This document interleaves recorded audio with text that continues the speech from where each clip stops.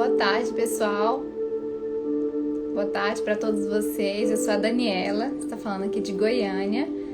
E vim falar hoje para você. Eu estou na live número 7 do livro Bom Dia Espírito Santo, que é esse aqui. Então eu estou fazendo a apresentação desse livro. Todo dia eu estou lendo um capítulo, de segunda a sexta. E hoje eu estou no capítulo 7. São 12 capítulos. E esse livro apresenta a vocês como é o Espírito Santo de Deus. Como ele é uma pessoa. Mostra para vocês através do que aconteceu com esse autor, o Benny. Ele é um grande evangelista. E a experiência que ele teve com o Espírito Santo. E ele relatou tudo nesse livro para que a gente conhecesse como é o Espírito Santo. Esse livro foi feito debaixo de muita oração, para que impactasse a vida das pessoas, que as pessoas conhecessem quem é o Espírito Santo. E um colega meu chamado Christian, ele teve acesso a esse livro há mais ou menos uns 2 meses atrás, e ele me informou do livro, falou: Daniela, esse livro mudou a minha vida. E aí quando ele falou, no mesmo dia eu comprei o livro, eu comecei a ler. Eu tinha muito interesse em saber como era o Espírito Santo, né? Eu via as pessoas falar que se relacionavam com ele e tudo, mas não explicava como ele era, ninguém dava muitos detalhes, né? E eu não acessava isso. E aí eu comprei o livro e fiquei devorando o livro. Então, aquilo que impactou a minha vida, de lá pra cá, de quando eu li o livro pra cá, minha vida transformou, em todos os sentidos, espirituais, em todos, porque eu entendi quem é a pessoa do Espírito Santo. Por isso eu tô compartilhando com vocês, é por um propósito que eu tô compartilhando esse livro. Então hoje a gente vai para a leitura do capítulo 7 dele. E no final, quem acompanhar as 12 lives, se tiver um testemunho com o Espírito Santo durante as lives, né, que aconteceu com você, eu vou mandar um livro. Eu vou fazer um sorteio pelo Instagram. Você coloca o testemunho lá na última live. E eu vou fazer um sorteio pelo Instagram e vou enviar o livro. Pode ser para qualquer lugar do Brasil. O livro já tá comigo. Quando acabar as 12 lives eu vou enviar. Então acompanhe aí que vocês vão gostar do conteúdo. O capítulo 7, o título é Vento para suas velas. Se você vir um bêbado do mesmo lado da calçada, atravesse para o outro lado. Esse era o conselho que meu pai dava aos filhos em minha infância na Terra Santa. Todas as manhãs, meus irmãos e irmãs iam comigo até a escola católica. E aconteceu mesmo mais de uma vez. Quase por instinto, sem uma palavra, nós nos lembrávamos das palavras do papai e passávamos para a outra calçada, até que o bêbado estivesse longe. Como sabíamos que estava embriagado, nós não íamos até ele e perguntávamos: o senhor está bêbado? Ou queremos sentir o seu hálito? Claro que não. Embora fôssemos crianças, sabíamos que estava embriagado. Tudo nele dizia isso. A maneira como andava, o seu olhar, as roupas, em desordem. A verdade sobre o seu comportamento ímpio era simplesmente esta: ele estava sendo controlado pelo poder errado. Havia cedido à influência errada. O apóstolo Paulo não poderia ter sido mais claro do que quando disse: E não vos embriagueis com vinho, no que há dissolução, mas enchei-vos do Espírito, em Efésios 5,18. Que contraste entre a vida dissipada e a vida reta. A embriaguez, adverte Paulo, promove comportamento iníquo. Mas se o indivíduo, homem ou mulher, pode ser controlado pelo álcool, quanto mais pode o Espírito Santo controlar um homem ou uma mulher? Essa é uma pergunta bem forte, né? É difícil determinar quem está no controle? De modo algum. Todos os dias encontramos pessoas cujas mentes e corações estão a ano-luz longe de Deus. Isso fica logo evidente. Você percebe pela sua linguagem, pelas suas ações. É como se o próprio Satanás estivesse guiando cada movimento de suas vidas. A vida cheia no Espírito. E a pessoa que tem um encontro com o Espírito Santo? Quais são os sinais externos da vida cheia do Espírito? São vários, e a transformação é surpreendente, além de qualquer explicação. Manifestações positivas começam de repente a se multiplicar. Logo depois de dizer enchei-vos do Espírito, Paulo descreve 4 resultados distintos que você pode esperar. É o mesmo que plantar sementes no solo do Espírito e colher com uma safra celestial. Você será transformado. A primeira manifestação que pode esperar de uma vida plena do Espírito é esta: seu modo de falar será diferente. O apóstolo disse que devemos falar uns aos outros com salmos, lá em Efésios 5,19. Você pode imaginar como o nosso mundo seria incrível se a nossa conversa se parecesse com o que lemos nos salmos? Um estudo recente mostrou que de todas as palavras usadas em nosso idioma, a mais frequente é eu. Mas o cristão guiado pelo Espírito tem um novo vocabulário. Ele não é egocêntrico, e sim centrado em Deus. Você de repente começa a dizer: louvai a Deus, lá em Salmo 150, capítulo 1, verso 1. E todo o seu ser que respira, louve ao Senhor, verso 6. Este é o segundo sinal que você deve esperar, diz Paulo. Você terá uma nova canção. Ele afirma que você irá cantar e salmodiar ao Senhor em seu coração, lá em Efésios 5,19. É muito mais que uma nova música, é uma mudança que tem lugar no seu coração. Quando você se transforma interiormente, uma melodia surgirá espontaneamente. Eu não pretendo ser cantor, mas tenho uma canção nos lábios desde o momento em que me encontrei com o Espírito Santo. A terceira manifestação é que você começará a dar graças, dando sempre graças por tudo a nosso Deus Pai, em nome do nosso Senhor Jesus Cristo, verso 20. De um momento para o outro, você começará a agradecer a Ele por tudo. Vai agradecer pelo que é bom e pelo que não é tão bom assim. Você reconhece que aquele que concede todos os dons sabe exatamente o que você precisa. O resultado é uma transformação da sua atitude. Não importa o que aconteça, você vai dizer obrigado. O quarto sinal evidente é que você se tornará um servo. Paulo diz: sujeitando-vos uns aos outros no temor de Cristo, no verso 21. É isso que significa honrar uns aos outros em amor. Seu coração desejará ajudar as pessoas. O Espírito Santo o levará ao ponto em que dirá: chame a mim quando precisar, quero ajudá-lo. O que significa ser cheio do Espírito? Algumas pessoas julgam tratar-se da mesma coisa que encher o tanque de um veículo com combustível num posto, mas não é nada disso.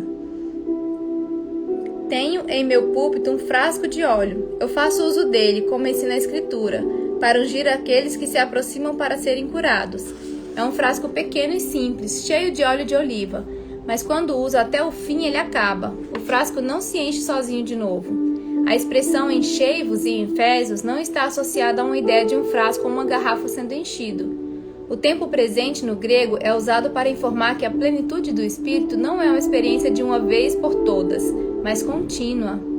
Isso é uma chave do livro, hein? A experiência contínua. Não é assim, enchi uma vez, estou cheio pro resto da vida, né?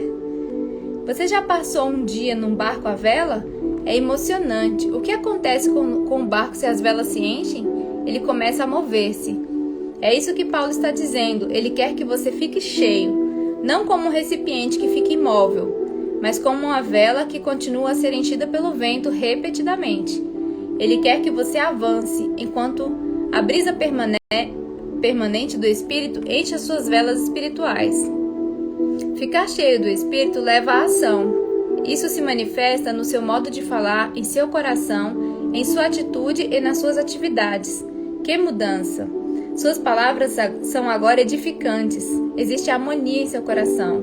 Você dá graças ao Senhor e com sinceridade e humildade serve as pessoas. Isso é verdade, você aprende a servir as pessoas do modo que você nunca serviu. Como pode o homem ou a mulher cheios do Espírito Santo usar palavras de baixo calão? Como ele ou ela pode ter o coração cheio de inveja, amargura e críticas? A pessoa cheia do Espírito não diz: quem você pensa que é para mandar em mim? Ou como Deus pode tratar-me desse modo? Esses são sinais de uma pessoa egocêntrica, vazia do Espírito e não cheia do Espírito. Quando Cristo voltou ao Pai, Ele não pretendia que você ficasse por sua própria conta. A ajuda estava a caminho, afinal de contas, não é o seu poder ou a sua força que é importante.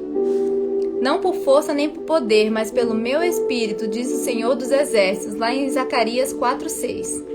É pelo Espírito que você tem condições para glorificar a Jesus. É pelo Espírito que seu coração se enche de música. É pelo Espírito que você diz: Jesus, eu te agradeço por tudo. E é pelo Espírito que você fica capacitado para dizer: perdoa você. Como o amor de Deus é derramado em nossos corações? Em Romanos 5:5, pelo Espírito Santo. Você nunca viu o vento, mas certamente já observou os resultados do vento. A árvore se inclina, a bandeira trêmula e o navio começa a mover-se. Como ele é forte! Você não precisa ver o Espírito Santo para saber que ele está vivo. Você pode sentir a evidência do poder que ele lhe dá. Uma vez que ele tenha enchido a você, buscar uma confirmação é perfeitamente dispensável. Um homem perguntou certa vez: Beni, diga-me, estou cheio do Espírito? Eu respondi: irmão, se você não sabe, então não está. Você não precisa perguntar para ver os resultados. Os que duvidam de fato de estarem cheios ou não, jamais receberam essa dádiva. Pessoal que entrou agora, eu estou lendo esse livro aqui do Beni, Bom Dia Espírito Santo. Estou no capítulo 7, viu? São 12 capítulos. Você talvez pergunte: como me torno cheio do Espírito? Se falar em línguas, é esse o sinal? O Espírito Santo está presente a partir do momento em que você pede ao Senhor Jesus Cristo que perdoe os seus pecados e limpe o seu coração. Se não crê nisso, é porque não compreende a Trindade. Paulo escreveu a Tito: ele nos salvou mediante o lavar regenerador e renovador do Espírito Santo, que ele derramou sobre nós ricamente por meio de Jesus Cristo, nosso Salvador, a fim de que, justificados por graça, nos tornemos seus herdeiros, segundo a esperança de vida eterna. Está lá em Timóteo 3, do 5 ao 7. Estamos falando agora, porém, da plenitude do Espírito, com a evidência experimentada por centenas de milhares de pessoas em todo o mundo. As estatísticas são esmagadoras. Sei que alguns ainda gostam de discutir esse ponto, mas o homem que passou pela experiência jamais fica à mercê de quem quer discutir. Isso é verdade.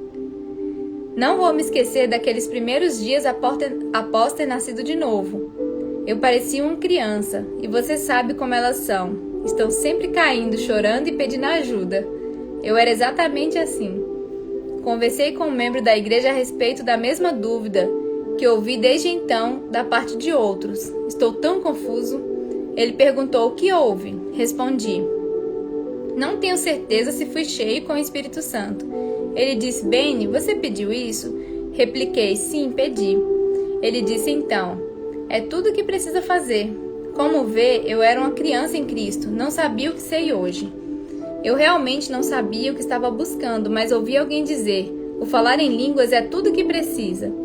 Aprendi mais tarde que falar em línguas é apenas um dos dons. Você não precisa tanto dos dons como do doador. Paulo escreveu à igreja em Roma, porque os dons e a vocação de Deus são irrevogáveis, em Romanos 11, 29. Os dons não irão jamais abandoná-los, mas o poder do doador pode ser retirado, e será removido se o doador for negligenciado e entristecido. O doador é o Espírito Santo. Nunca se esqueça do que aconteceu com o rei Saul. O Senhor disse: arrependo-me de haver constituído rei a Saul, porquanto deixou de me seguir, e não executou as minhas palavras. Está lá em Salmos 15, 11. E quando Davi foi ungido por Samuel para tornar-se o novo rei, o Espírito do Senhor retirou-se de Saul. Está lá em Salmos 16, 14. Acho que Salomão. Você pergunta: como devo aproximar-me do Espírito? Como posso preparar-me para recebê-lo? Eu talvez deva também indagar de você: o seu barco está pronto para navegar? Ele está em boas condições? Você consertou as suas velas? Elas estão preparadas para receber o vento do Espírito quando ele começar a soprar sobre você? É o mesmo que preparar-se para o casamento. Você passa tempo pensando e se preparando para o momento em que ficará diante do altar sagrado. A seguir, faz a promessa de receber e manter a partir desse dia. Você, na verdade, se entrega a seu cônjuge. É um ato altruísta de rendição. É um ato altruísta de rendição amorosa. E a partir desse momento, um vínculo único de comunhão é criado e só conhecido pelo marido e mulher. Mas o que acontece quando você retira aquela parte de sua pessoa que foi entregue no casamento? Você não pode ter isso. É meu. E se seu cônjuge fizer o mesmo? Isso criaria uma barreira no seu relacionamento. A união começaria a se desfazer. A comunhão vacilaria. Só uma entrega total produz a comunhão total. Ela produz amor e compreensão. Se há um meio de restaurar um relacionamento rompido, como a vela de um barco, você pode permanecer tenso e preocupado. Pelo contrário, deve ser flexível e ceder, sendo novamente enchido de amor. No momento em que você se rende ao Senhor, Ele irá enchê-lo com seu espírito. Você não precisa suplicar nem chorar para obter isso. Basta a rendição total a Cristo e disposição para aceitar o seu precioso Espírito Santo. A entrega total resulta em total plenitude e a submissão total produz a comunhão total. Como no casamento, porém, você precisa trabalhar na relação a cada dia. Jesus, eu te amo. Deus Pai, eu te adoro. Precioso Espírito Santo, anseio pela tua comunhão. Se você negligenciar a comunicação num dia, será um pouco mais difícil da próxima vez. Então é todos os dias da nossa vida. O que acontece no casamento quando o cônjuge ignora o outro? Depois de algum tempo, a amargura começa a penetrar o coração. As palavras começam a cortar como uma faca afiada. Em breve, a animosidade se transforma em raiva, ciúmes e coisas piores. Para muitos, isso acaba em separação, divórcio e ódio. Mas a fenda pode ser facilmente reparada. Basta uma nova entrega que tenha origem em sua própria alma e uma renovação do voto de amar, honrar e cuidar. A mesma coisa acontece quando você negligencia o Senhor. Você irá sentir amargura e raiva. A sua comunhão com o Senhor desaparecerá de repente. Foi isso que ocorreu com os filhos de Israel no deserto. Eles começaram a se queixar. Oxalá se tivéssemos morrido na terra do Egito, ou mesmo neste deserto. E por que nos traz o Senhor a esta terra para cairmos à espada? Está lá em Números 14, 2, 3. E o Senhor disse a Moisés e a Arão: até quando sofrerá esta má congregação que murmura contra mim? Verso 27. Os filhos de Israel deixaram de dizer: o Senhor é Deus, para queixar-se. Não seria melhor voltar ao Egito? O que causou a mudança? Eles deixaram de buscar a Deus e seus corações endureceram. Antes de perceberem o que estava ocorrendo, se esqueceram dele. Não deixe passar um dia sem uma nova entrega ao Senhor. Paulo escreveu: mesmo que o nosso homem exterior se corrompa, contudo, o nosso homem interior se renova de dia em dia. Está lá em 2 Coríntios 4,16.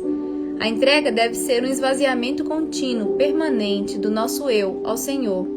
Uma vez que faça disso um hábito, começará a experimentar uma perfeita união, perfeita comunhão, perfeita compreensão e perfeito amor de Deus. Isso é uma chave, desse livro.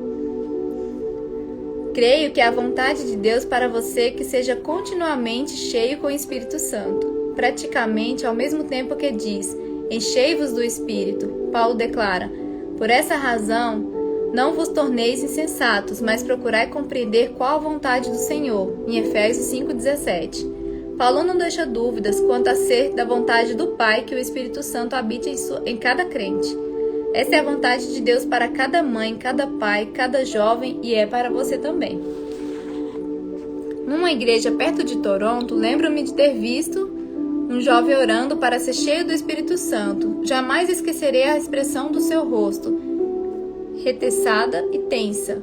Ele estava literalmente suplicando repetidas vezes por um encontro com o Espírito Santo. Fui até ele e disse: jovem, você não vai conseguir nada suplicando assim, relaxe. É tão fácil quando você se rende. Ele fez isso e quase instantaneamente o Espírito desceu sobre ele. Então o segredo está em se render, né? Foi uma cena belíssima. Um sorriso surgiu na sua fisionomia. Ele começou a orar em línguas celestiais. Como você se rende? Isso jamais acontecerá se você tentar. É como aprender a nadar. Se esforçar-se para nadar, começará a afundar e pode até afogar-se.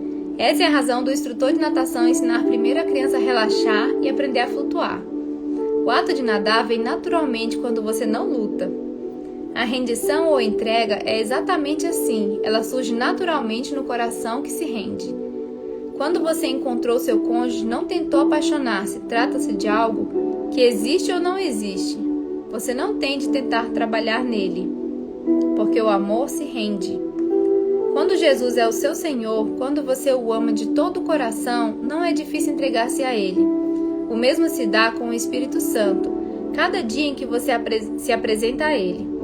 Ele o completa de novo. Você permanece fresco como uma flor ao sol da manhã. Ele continua a dar-lhe vida e os botões jamais parecem fenecer. Não posso dizer-lhe como abordá-lo, mas eu faço isso. Entro muitas vezes em meu quarto, fecho a porta e fico ali com os braços levantados para o céu. Ele sabe que eu amo e eu sei que ele me ama. Estou esperando com os braços abertos para recebê-lo. Houve uma ocasião, há alguns anos, em que duvidei desse amor. Nunca vou me esquecer disso. Foi durante um período em que estava tendo dificuldades tremendas em minha família. Minha mãe e meu pai não tinham nascido de novo e nossa relação era penosíssima. Certa noite, em meu quarto, levantei os olhos e disse: Jesus, tu dizes em tua palavra que me amas, mas peço-te que me faças um favor. Fale que me ama, e adormeci. No meio da noite, fui acordado por uma voz que parecia torrentes de água. Só posso descrevê-las como um som forte e pesado. A seguir, uma voz audível, vindo do nada, mas ao mesmo tempo vindo de todos os lados, começou a falar. Acima da torrente, eu ouvi uma voz tão clara como qualquer outra dizendo: amo você, amo você. Era a voz de Jesus. Naquele momento, as paredes de meu quarto pareciam estar realmente sacudindo. Eu fiquei amedrontado porque a presença do Senhor era tão pouco usual. Mas a partir daquele instante, jamais duvidei do seu amor. Creio que Ele nos dá essas experiências quando precisamos dela e não quando as desejamos. Muitas vezes fico em meu quarto sem dizer palavra, mantenho silêncio total. Estou certo que já houve ocasiões em que não precisou pronunciar qualquer palavra para assegurar alguém do seu amor. Existem situações especiais entre duas pessoas em que qualquer som que se fizesse ouvir teria destruído um momento inesquecível. O silêncio é frequentemente a melhor linguagem. Quantas vezes fico em meu quarto e de repente meus olhos se enchem de lágrimas. Um calor e beleza inexplicáveis inundam o ar, enquanto ele começa a completar-me de novo. Como aconteceu? O que eu fiz? Não fiz realmente nada, além de ficar na sua presença e render-me inteiramente. Mas o que começou em perfeito silêncio, continuou na forma de culto e adoração que eu não queria que acabassem. Quando você é continuamente enchido pelo Espírito de Deus, sua vida de oração torna-se uma dimensão que jamais sonhou ser possível.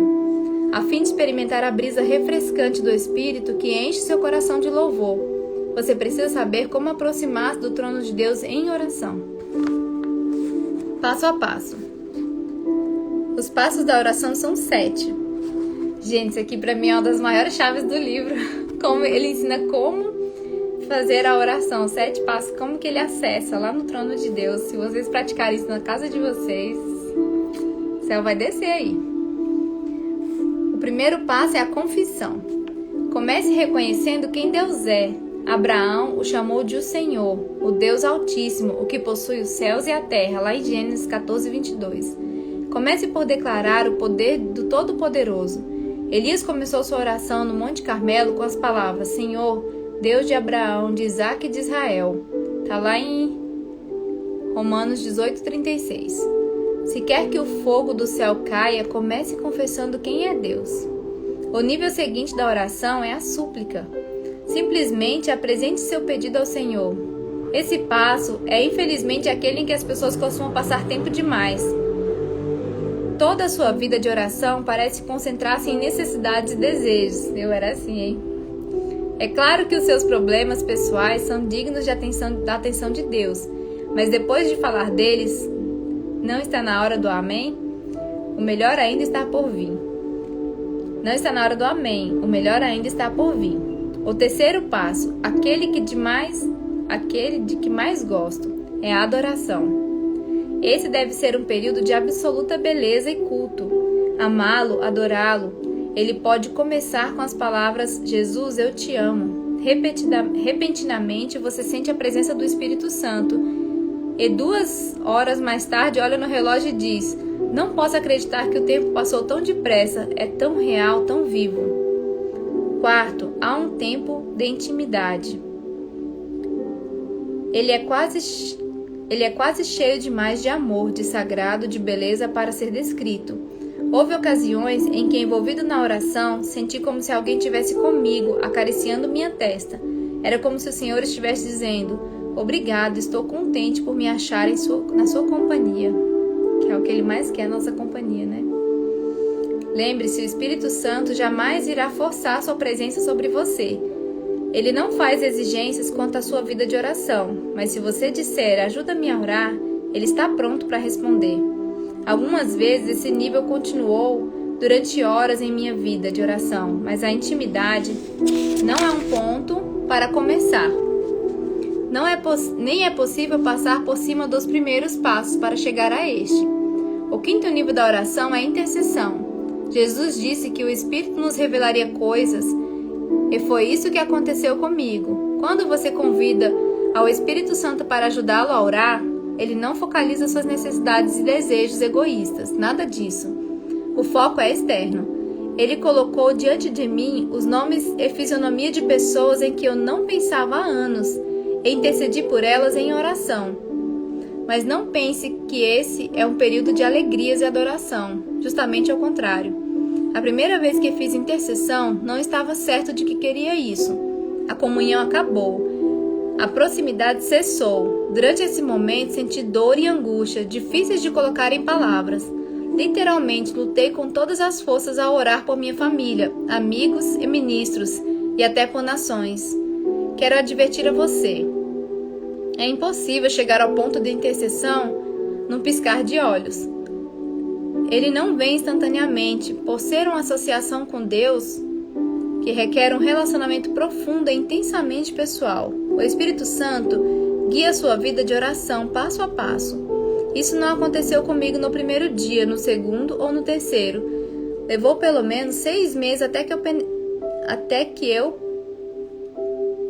penetrasse nas profundezas da oração. A Escritura ensina que se formos fiéis nas pequenas coisas, Deus nos dará mais. É isso que ela faz. Ele é o Pai perfeito, o Mestre perfeito. O que aconteceu em seguida valeu o esforço. O 6º passo da oração é o agradecimento. Paulo escreveu, graças a Deus, que nos dá a vitória por intermédio do nosso Senhor Jesus Cristo, em 1 Coríntios 15:57. Sempre passo tempo agradecendo ao Pai, ao Filho e ao Espírito Santo. Por último, o 7º passo na oração é o louvor. Algumas vezes eu canto, outras falam na linguagem espiritual. Mas no fundo do meu ser, minha atitude é de louvor total. É a forma mais pura de adoração que já experimentei. Você pode me perguntar, Benny, você sempre inclui os 7 passos? Minha resposta é sim. Olha a chave.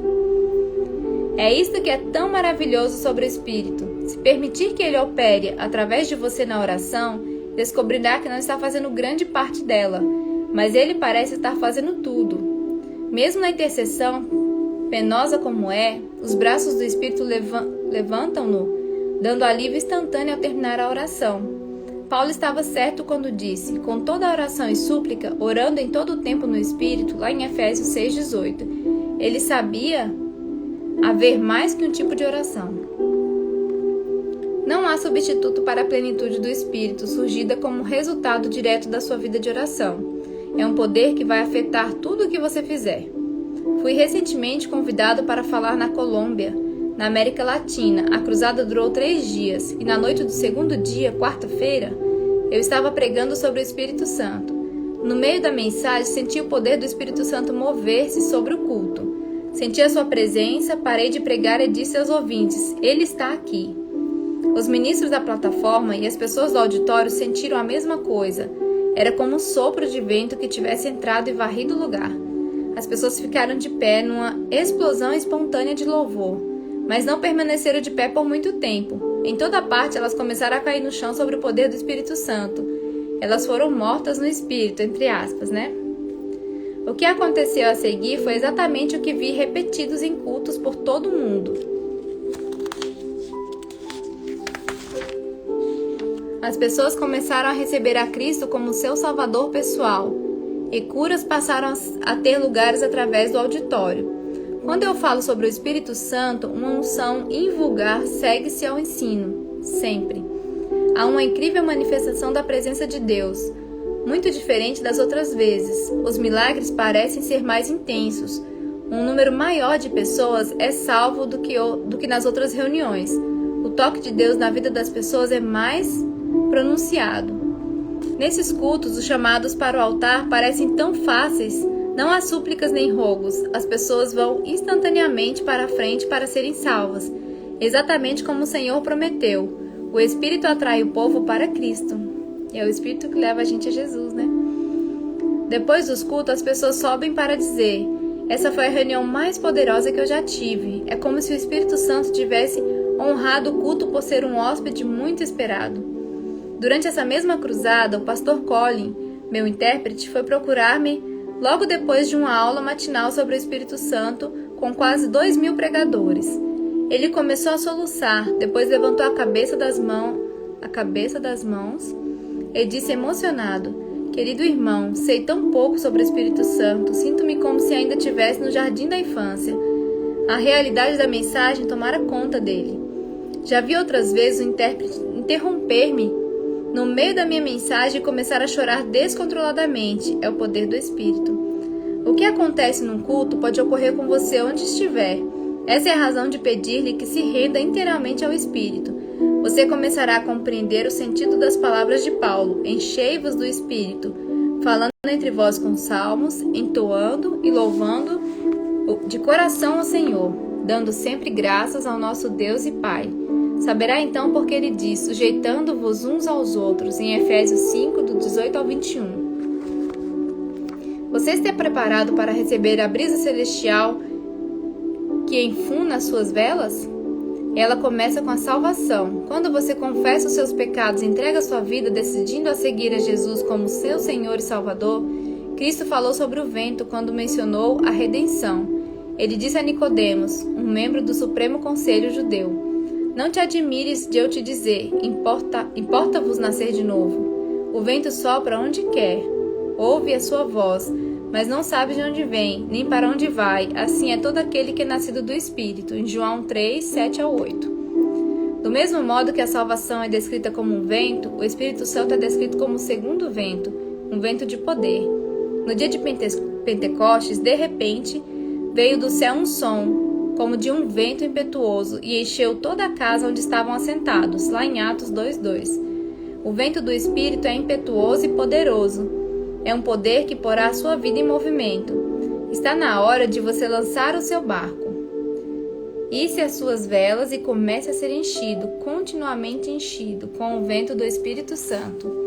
E esse aqui foi o capítulo 7 do livro Bom Dia Espírito Santo.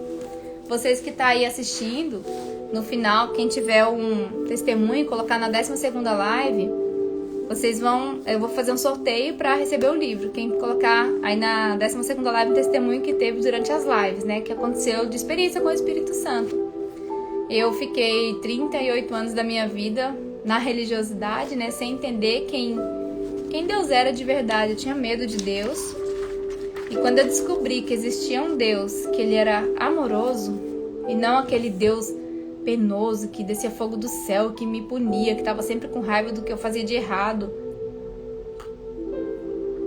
Eu descobri tanta coisa nesse tempo, de 2 anos pra cá, que a minha vida transformou completamente. Porque quando a gente fica na religiosidade, nossas vendas são fechadas para o que tem de Deus, o melhor de Deus. E o melhor de Deus está dentro da palavra. Se você cair para dentro da palavra, para dentro da Bíblia, você entenderá quem é o Senhor. Você não terá medo dele. Sabe por que você não peca quando você entende quem é o Senhor Jesus? Quem é Deus, quem é o Espírito Santo? Porque você ama tanto ele, tanto. O pecado não cabe na sua vida. Você não peca não é porque você tem medo do inferno. É porque você o ama demais, porque ele amou você primeiro. Quando você entende a mensagem da cruz. Eu falo da mensagem da cruz porque eu vim entender ela, eu acho que desde de novembro pra cá, que eu vim entender a mensagem da cruz. Foi no encontro que eu fui com meu esposo e eu clamava a Deus, falava: Deus, as pessoas falam da obra da cruz e tudo, eu não consigo entender, que amor é esse? Que amor é esse que você entrega seu filho por nós? Eu não mereço nada disso, né? Como assim? Eu não entendi a obra da cruz, nunca ninguém me explicou exatamente como funcionava. E eu pedi tanto a Deus que quando eu entendi a obra da cruz, não tem como mais você ser a mesma pessoa. Você não quer pecar, você não quer falar do seu irmão, você não quer fazer mal para alguém, você não quer, porque você entende o amor que ele tem por você. E você o ama porque ele te amou tanto. E você o ama de volta. E é o Espírito que leva o nosso coração a conhecer Jesus e Jesus a conhecer a Deus. Então a Trindade, é os três andando juntos. Eu não sabia que era essa sequência, né? Então assim, no dia que eu entendi a obra da cruz, Deus libertou minha família, me libertou de maldições hereditárias. Tinha problemas na minha família com divórcio, da minha avó em diante praticamente todos eram divorciados. E eu falava para Deus, eu não aceito isso na minha vida. Não aceito. Tem 18 anos de casada, eu falava, não aceito.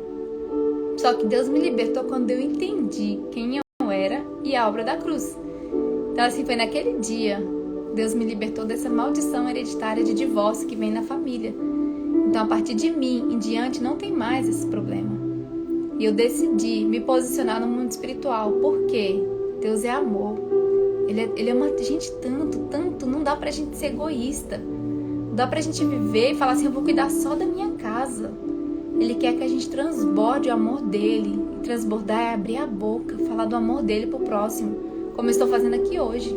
Mostrando pra vocês quem é o Espírito Santo. Porque foi me apresentado o Espírito Santo. Então que vocês acompanhem até a 12ª. E vocês vão ver durante o livro, a leitura do livro, que ele te ensina tudo que você precisar. Ele resolve tudo que você precisar. É tudo. Porque a palavra dele diz que é verdadeiro. Então a gente crê na palavra de Deus. A Bíblia está a palavra. Pede a Deus que você seja apaixonado pela Bíblia. Apaixonado pela palavra de Deus. Pede a Deus que você tenha mais vontade de ler a palavra, de aprender sobre a palavra, mais sede, mais fome pela palavra do que você tenha pelo alimento, pela água. O dia que você tiver isso, mais fome e sede pela palavra do Senhor do que pela comida que você come, a sua vida muda completamente no mundo espiritual. Eu presenciei tantos milagres, mas tantos. E agora eu vou entrar numa nova fase de milagres, porque tem várias pessoas em volta de mim com doenças, com problemas sérios de doenças, enfermidades. E eu não aceito mais, porque Jesus onde ele passava, ele curava todo mundo. Não porque ele é Jesus, porque o Espírito Santo estava com ele e ele sabia quem era ele. Hoje eu sei quem eu sou diante de Deus. E o Espírito Santo está comigo. Por que eu não estou curando? Porque eu não me posicionei. Então a partir na verdade foi ontem que isso veio crescendo dentro do meu coração, assim como uma chama. Eu não sei explicar o que aconteceu. Eu sei que de domingo pra cá minha vida, dentro de mim tem algo crescendo. E esse dom da cura eu vou usar porque as pessoas estão precisando entender que é o poder de Deus. E eu sou filha dele, assim como você também é. Eu aprendi o poder de declarar a palavra. Meu filho foi curado de problema de epilepsia. Comecei a declarar e ele foi curado. Então eu vou usar isso, eu vou pagar um preço porque eu quero ver o Senhor fazendo as obras. E eu quero ser o canal nessa terra dele. Porque os filhos estão adormecidos. Tá com enfermidade na sua casa, tá com problemas emocionais, problemas de todos os tipos.